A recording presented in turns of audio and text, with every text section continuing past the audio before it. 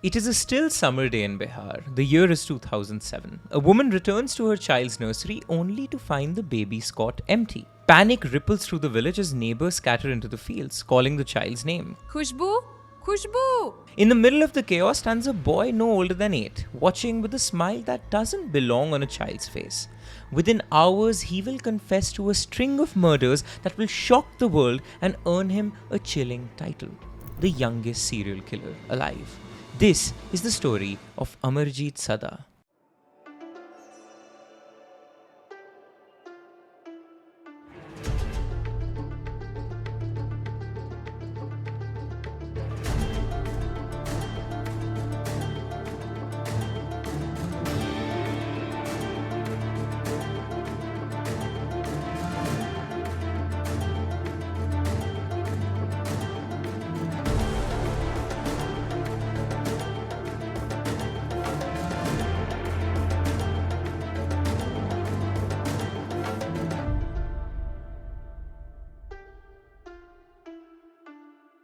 Hi everyone, welcome to the Desi Crime Podcast, a show where we dive deep into some of the craziest stories from around South Asia. I'm your host Aryaan. And I'm Aishwarya. And the case that we have for you today is one of the most requested Indian true crime stories. The story of the youngest serial killer the world has ever seen. Aryaan, so I've heard about this case a lot. Obviously, this is like a Guinness World Record. We as a country are not proud Not to a proud hold. record, but yeah. Right. But when I hear of the age of this child, when I hear string of murders committed by this really It sounds young like boy, it could be an urban legend. It sounds like it could be an urban legend. It sounds like one of those recording errors. Maybe if someone goes back in the past Right. and like Pulls up figures the out birth certificate, exactly. yeah. They're like, actually, he was like 17 at the time. Yeah, he wasn't yeah, actually 8 yeah. or 7 or something absurd. So I'm really curious to hear the story. I can assure you he was 100% 8 years old. Oh my god. In fact, 7 for his first actions, but we'll get into all of that. Wow. Aishwarya, one of the biggest announcements that we've been berating you with for the past many months, and now it's sort of right there in your face, is that the Desi Crime book is out now. You can buy it on Amazon, your nearest bookstore, Audible if you want to hear me and Aishwarya narrate it and listen to more of our voices, which I've never fully understood. But the book has received so much love. It's number 1 on Amazon right now, Yes, it Aishwarya, in is. crime, which is kind of unbelievable. And yeah, we're doing book signings all across India over the next Delhi, 1 month. Mumbai, and we're so excited to see all of the photos that you all upload on your stories of the book in your hands, the little cute little messages you leave for all of us on how you liked the book. So please go ahead, get your hands on the book. The links are all down there, or go to your nearest bookstore, upload a story, share the love. If you buy the book on Amazon, it would mean the world to us if you could leave a review in Amazon. That helps, pump the book, marketing, shenanigans, all of that. But follow us on Desi Crime, at Desi Crime on Instagram, because we'll be updating our book signings, which we are doing in Delhi, Mumbai, and some other cities across India. So keep tuned there. But now, on with the case for today. It is a sticky summer evening in May 2007. You are standing on the edge of a clearing in a tiny village in Bihar. Women's voices slice through the stillness. Kushbu, Kushbu, they yell, the name of a sleeping baby who was left in the village school while her mother ran an errand. Chickens scatter. Men drop their spades and join the search. Small children stop playing and stare. But one boy, barely taller than the toddlers around him, watches it all with wide eyes. The panic has not reached him yet. The boy is 8-year-old Amarjeet Sada. Within an hour, villagers will drag him to the police station. Within hours, newspapers will call him the world's youngest serial killer. Right now, he just stands there, silent, while other men paw through the brush and dig through rubbish piles. A neighbor, Kushbu's mother, bursts into tears. She had tucked her 6-month-old daughter into a cot in the classroom while she went to fetch water. Now the cot is empty. You can almost hear her heart pounding over the chorus of shouts. Who would take a sleeping baby? Who would do such a thing? Villagers begin to look around, eyes narrowing. There is no sign of an outsider. Suspicion finally settles on those within. One of the older women points at Amarjeet. Where is the child? She demands. The boy shifts his weight. He doesn't look away. He keeps smiling. Someone suggests fetching the police. Others think the boy is just playing a trick. Eventually, he speaks. Aryaan, so being a true crime consumer, I've actually read and heard of a lot of stories of children being taken away from homes late in the night. None of those that I've ever heard are Indian stories. I've heard them outside in rural American towns. Yeah. I'm assuming much bigger than this village in Bihar. It's not quite common to hear of these stories in close-knit communities where there isn't an influx of new people coming in. There isn't someone who could snatch a baby and run away with the baby, where, just the motive of a crime like this, it's not for sexual assault usually. It's not, ransom from villagers doesn't quite make sense either. So it's a very odd crime and a very unique crime across the world is the snatching of a very, very young baby from their home or a space that they're supposed to be safe in. Aishwarya, the one reason why people steal babies in India that I've at least heard of or seen on Crime Patrol is to get a child when you're not able to bear a child yourself. So a lot of kids are stolen or used to be stolen from hospitals. I don't know if it's a common crime now. But something cool Aishwarya has been doing, guys. So our patrons get one monthly episode exclusive just for them. So join our Patreon or become a YouTube member. But she's been covering some of these stories from the West on our Patreon. So if you want extra crazy episodes, become a patron or a YouTube member. But yeah, you're right. It was something the village had never seen before. Yeah. When this young boy finally speaks, he says he knows her whereabouts and in fact, he will take them to her. But he has a demand in return. Before taking them anywhere, he wants biscuits. So they give him a packet of Parle G. He opens it, takes a bite. She was sleeping in the school, he says, crumbs on his lips. I took her a little away and killed her with a stone and buried her. The search party follows the child through the fields. Mosquitoes swarm around them. The smell of damp earth rises. Amarjit stops at a patch of freshly disturbed soil and points. Men drop to their knees and start digging with bare hands. A tiny body emerges. It is Kushbu. Her skull is visibly fractured. There are bruises around her neck. The mood changes instantly. This is no longer a search and rescue. There is no more confusion. There is rage. Someone grabs the boy. The crowd leads him to the Bhagwanpur police station. He doesn't care. He's relishing his biscuits. That night, as Amarjit sits on a wooden bench at the station, his feet dangling, he doesn't cry. He smiles at the officers. He asks for more biscuits. Inspector Shatrughan Kumar watches him in disbelief. The inspector has seen hardened criminals, but never has he seen an accused who enjoys tea and snacks while confessing to murder. Amarjit speaks little, but when he speaks, it is with disturbing calm. He tells the officers that this is not the first time he has killed. The officers look at one another, stunned. What the villagers did not yet know, but what Amarjit's family had known for months, was that Kushbu was not his first victim. 2 tiny graves in the same fields had already been filled. Those tragedies were hidden behind the walls of his own hut. To understand how we got here, we need to leave the police station and step back in time. In 1998, in the Begusarai district of Bihar, a baby boy was born into one of India's most marginalized communities, the Musahar community. Musahar literally means rat eaters, a cruel nickname that references a time when his ancestors caught and ate rats just to survive famines.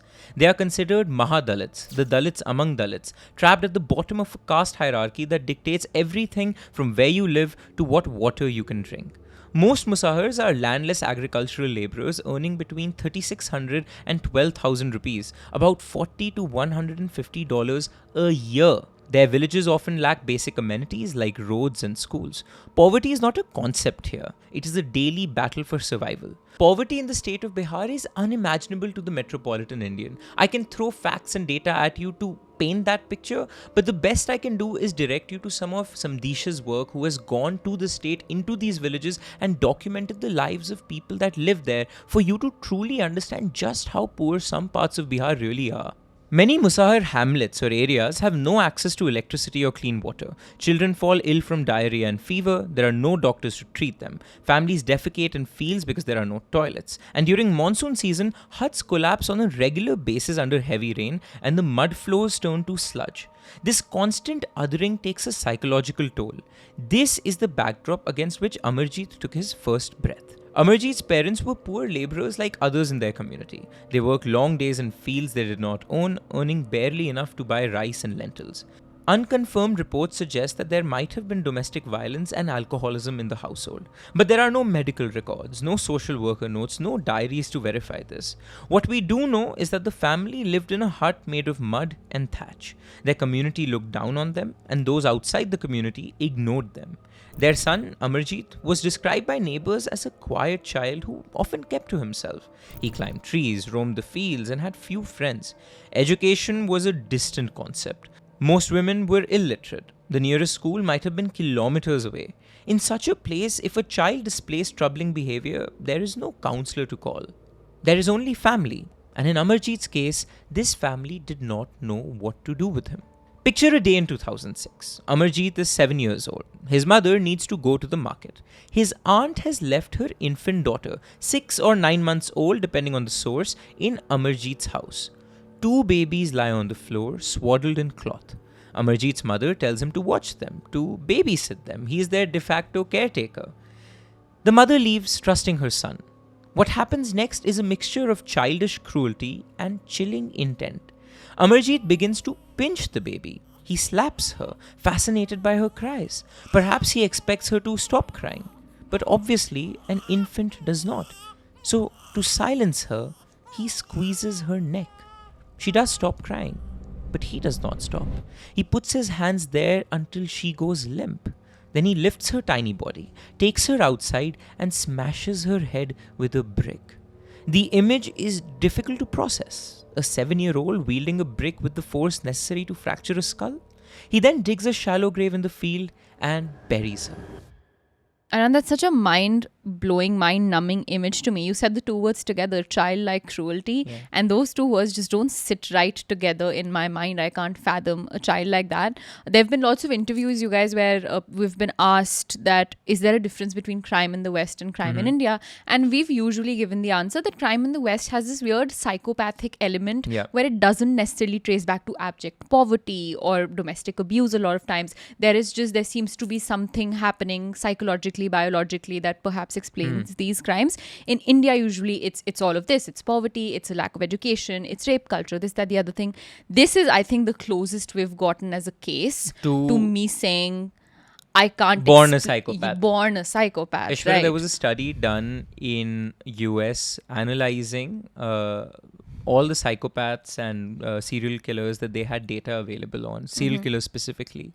They were trying to figure out common denominators between the different serial killers that might help understand what early signs of a psychopathic serial killer are displayed in childhood. Sure. And one of the most frequent occurring common denominator was cruelty towards animals as children. Now, when I say the word childlike cruelty, it's something you can also recount most likely from your childhood.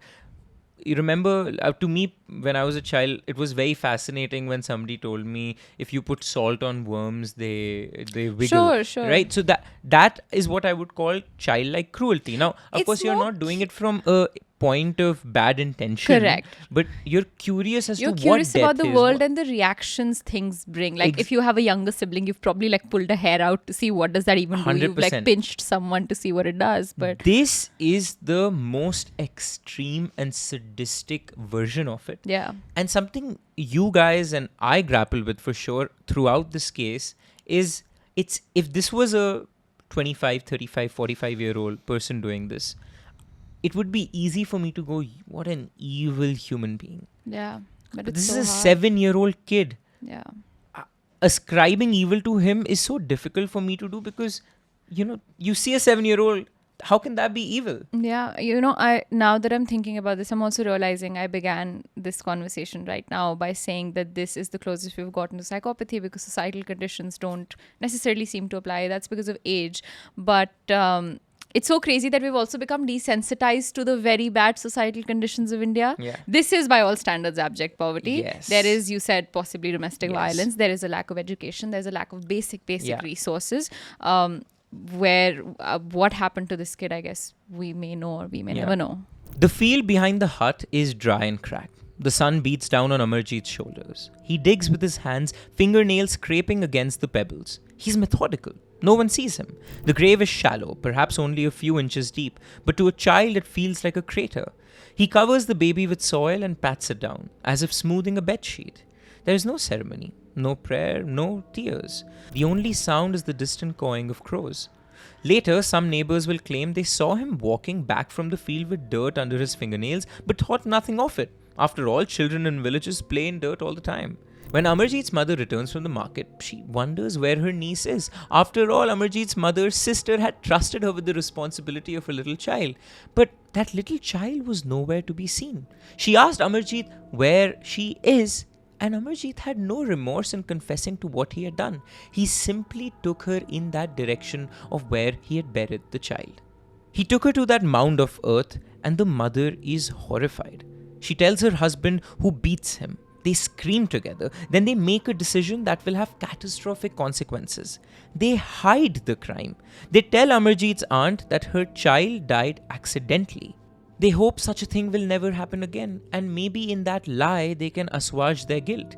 They do not go to the police either because they're living in a society that often treats them as criminals just for existing. They fear the police more than they fear their son. That night, the family digs up the grave under the cover of darkness. They wrap the tiny corpse in cloth and bury her again, this time farther away, near a grove of trees. They do not perform any rituals because they fear someone might see. The mother of the dead child, Amarjit's aunt, is told the baby fell ill and died while in her sleep. She weeps, believing she has lost her child to fate. She never knows her daughter was murdered. The weight of this lie will fester in the family like a wound. Now, months pass, and the memory of the first killing begins to fade. Now, the family of Amarjit has a new baby, a girl. Amarjit has a sister. On one fine day, when she's around 8 months old, it's an afternoon where both parents lie down to nap. The baby sleeps on the bed beside them. Amarjit watches. Maybe he is jealous. Maybe he is bored. Maybe he wants to see if that feeling he had during the first murder returns. He puts his hands around his sister's throat and squeezes, just like last time. And like last time, the infant dies, quietly. He then places her back on the bed, arranging her limbs so she appears to be sleeping. When his mother wakes and tries to feed the baby does not stir. Her skin is cold. "What happened?" she asks, voice trembling. "Just like that," Amarjit answers. Once again, the parents are horrified. Once again, they beat him. Once again, they hide it. They bury their daughter. They do not tell anyone. They are ashamed. They are terrified of the police. The weight of two secrets settles over the house. But secrets have a way of bursting out. Unlike the first time, the grief is compounded by guilt. The parents know in their bones that their silence after the first murder enabled the second. They bury their daughter quietly at night. They cannot hold a funeral because that would raise questions. They avoid neighbors. They tell themselves and each other that this will never happen again. Yet there is no plan. There is no one to take Amarjit away. They simply hope. But hope does little to stifle an 8-year-old serial killer. Now we're back in 2007 after Kushbu's body was discovered and Amarjit is in a corner of a police station eating biscuits. Inspector Shatrughan Kumar asks him why he killed. Amarjit smiles and says nothing.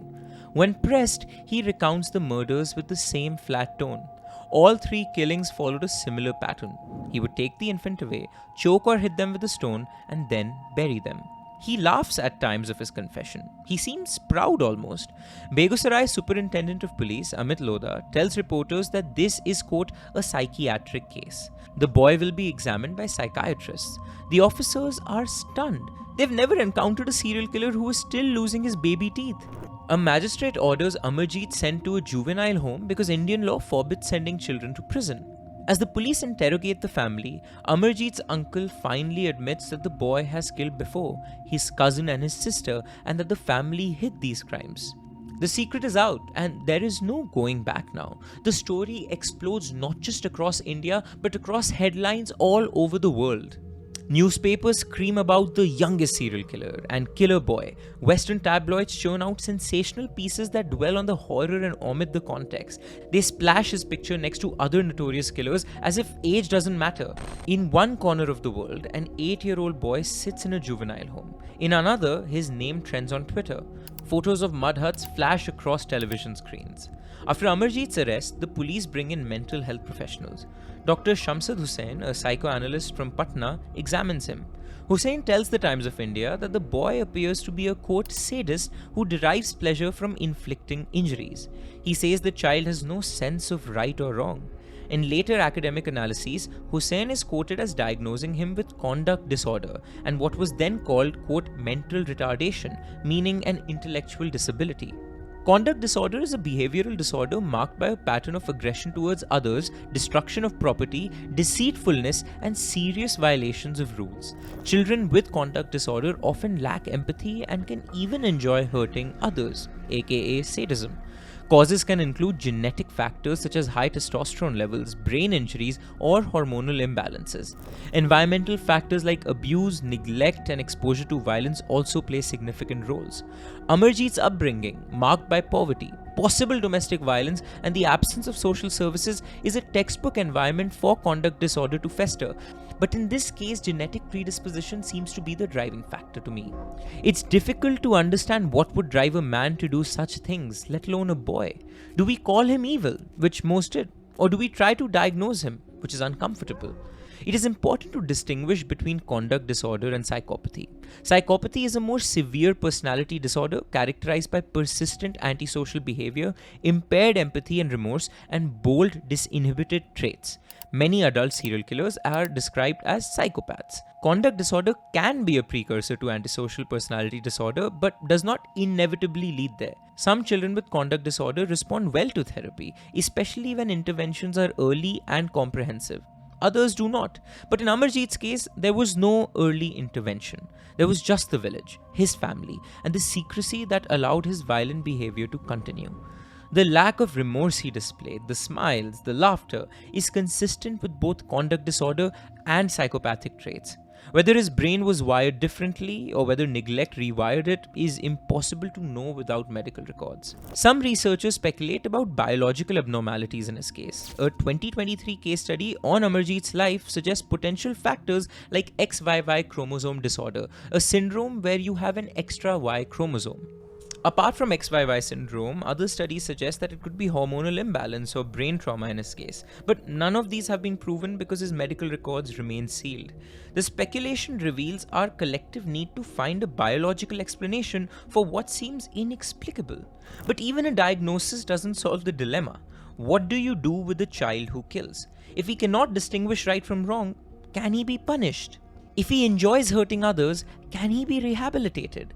The Indian legal system had to confront these questions head-on, probably for the first time. At the time of Amarjeet's arrest, the Juvenile Justice Care and Protection of Children Act of 2000 governed juvenile offenders in India. Section 16 forbids sentencing a juvenile to death or life imprisonment. Instead, juveniles must be placed in special homes, not prisons.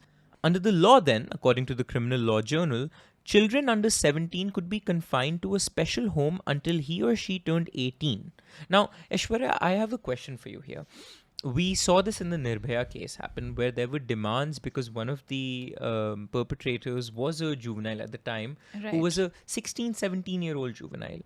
It is easy for us to treat, say, a 16, 17-year-old as an adult in extreme cases, which is why we changed the law to make that happen. And there have been demands across India and across the world when a late teenager commits a gruesome crime to treat him like an adult in the court. Yeah. Would you want to apply that same to an 8-year-old, to a 9-year-old, to a 13-year-old? Or do you think the Juvenile Act is good in that an 8-year-old is rehabilitated and not sent to prison? Because obviously if a child is sent to prison, they will be abused and exploited. So how do we navigate this, or how do you think we should navigate this? I think it's absolutely correct for rehabilitation for an 8-year-old child to be the first step forward. That being said, I'm personally unaware of our rehabilitation centers, the kind of resources they're equipped with, whether or not this will actually create an individual who is then ready to get back into society. If I can imagine like a perfect setup, I imagine this child going into a rehabilitation center till he's 18. And at 18, there being some kind of a panel set up to decide whether or not he needs to then be moved to a prison or then be let out free into society. The funny thing is you're very close to what the system is and what actually happens. Amendments in the juvenile law later capped detention at 3 years even for serious offences like murder. When Amarjit went before a magistrate, he was ordered to a remand home in Mangar, a small town in Bihar. He could not be held in jail, and he certainly could not be executed. Media outlets that called for the death penalty were ignoring the law. The remand home reportedly kept him in isolation to protect other children. There is little information about what kind of therapy or education he received because juvenile records are sealed. The public knows almost nothing about his years in detention. The case reignited debates in India about whether the Juvenile Justice Act was too lenient. Some politicians demanded amendments to allow children as young as 16 to be tried as adults for heinous crimes, but none of these demands applied to 8-year-olds. Others argued that rehabilitation, not retribution, should remain the focus. They cited research showing that juveniles are more amenable to treatment than adults and that harsh punishment can exacerbate antisocial tendencies.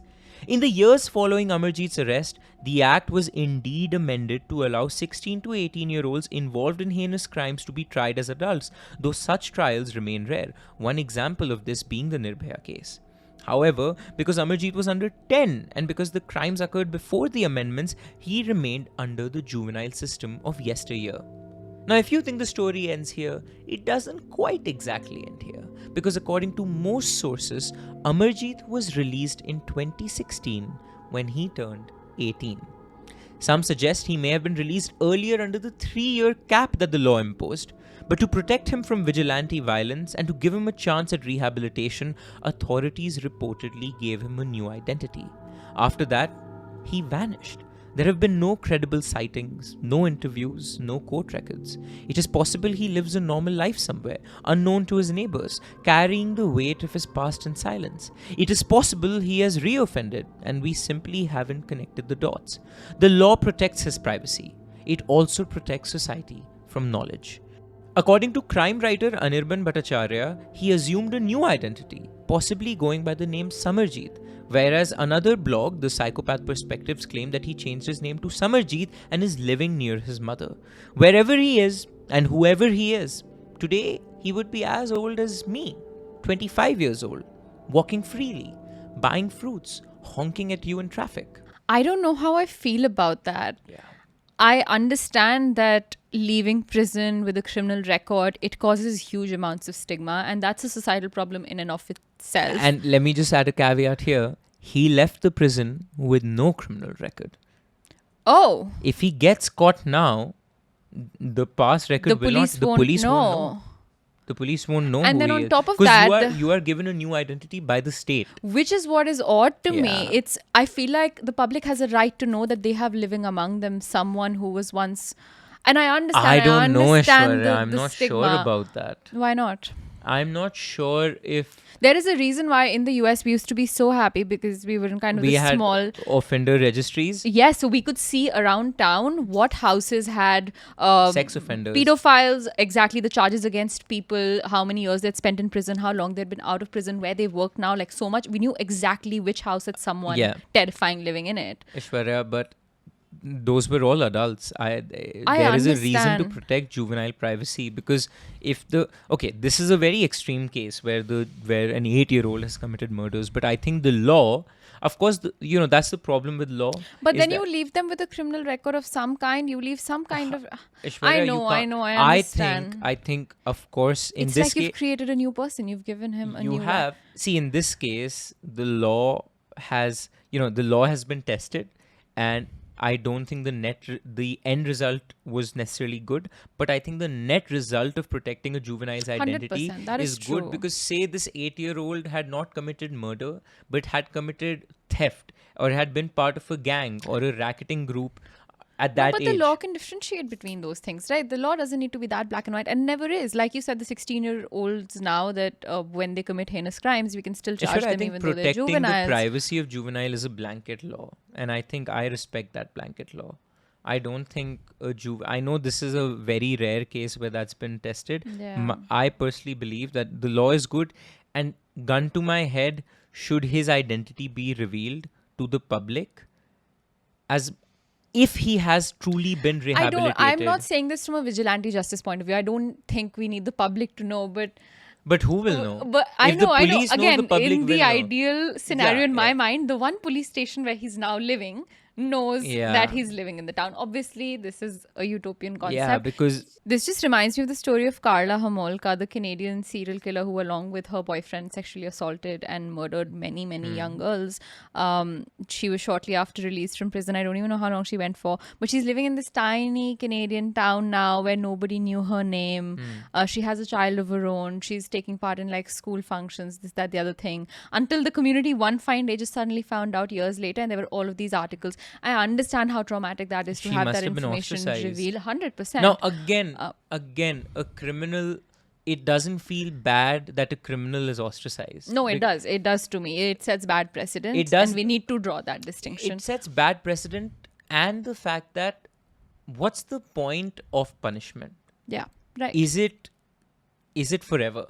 You know? Absolutely not. And it's difficult, you know, and guys, truly want you to think about this, because my opinions are also here not settled completely, and it's an uncomfortable topic to deal with. But when things like Jessica's killer has started Indri whiskey, you know, do we allow him to re-enter society and become an entrepreneur again and make money by selling whiskey, by selling alcohol? Yeah. Right? Funnily, Right. ironically enough, it feels wrong that he can do that. But then you also wonder, he did serve his punishment. Yeah. He has apologized. So what do we expect from criminals? Because what, like an example of criminals being treated subhuman or as third-class citizens after they're let out of prison, an example is they lose the right to vote in America. For right. example, people say, what's the point of sending them to prison? And believe it or not, that ostracization creates criminals again. Yeah. When you prevent them from entering normal society again, living a normal life, finding a partner, finding a job, earning for themselves, they get into stuff like drug trafficking. Have you seen Shawshank Redemption? I have, yeah. So the end scene where the criminal is released and he's unable to unable cope to with real- right, and he wants to go back to he wants prison. to- So- it is convoluted. But The only thing that irks me is that we don't know if this man is rehabilitated or not. We have no way of joining those dots. If he commits even a small sort of, if there's a domestic violence case, Yeah. there's no one there to say this person has killed before. He has killed thrice before. That is weird to me. It is weird to me too. 15 years later, the mud hut where Amarjit was raised and where he killed is still there in Bihar. The crops there still yield harvest year to year. Babies are still born. But the world has moved on. In corners of the internet, his name surfaces in listicles about youngest killers and YouTube videos with lurid thumbnails. None of these posts mention Musahars, the Juvenile Justice Act, or the complexities of conduct disorder. They simply label him a monster and move on. There is no resolution to this story. There is no moment where he appears on television, apologizes, and asks for forgiveness. There is no news of him committing any other heinous crime. There is just silence. Silence, just like those 3 victims he had.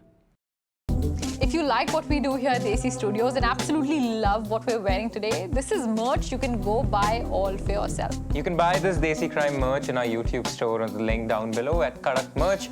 Keep the engines at Desi Studios rolling so we can pay our videographer right behind the camera to make these amazing episodes just for you.